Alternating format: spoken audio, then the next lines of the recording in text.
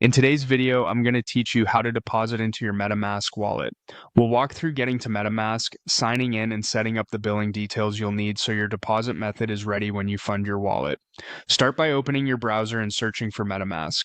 Click the official result, and before you do anything else, make sure you see a secure connection and the correct domain. This one step helps you avoid phishing pages that look similar but aren't legitimate. Next, click Login. If you're using the browser extension or web app, unlock your wallet as you normally would. Keep your recovery phrase private and never enter it on a website. You only need to unlock your wallet to proceed. Once you're in, head to Settings. This is where account controls live, including billing and payment preferences that some services use to process deposits and purchases.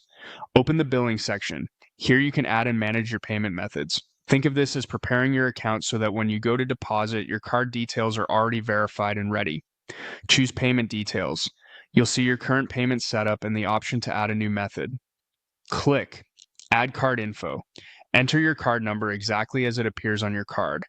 Double check each digit to prevent declines later. Add the expiration month and year, then the CVV, which is the security code printed on your card. These fields must match what your card issuer has on file. Enter your first and last name as they appear on the card. Consistency matters here, so avoid nicknames or abbreviations if they're not on the card. Fill in address line 1 with your billing address, and add address line 2 only if your statement includes an apartment, suite, or unit. Select your country, then choose your region or state. Finally, enter your postal code. All address details should match your card's billing statement to pass verification. When everything looks correct, click Update Billing Info.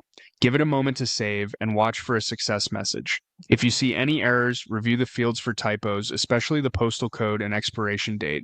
That's it.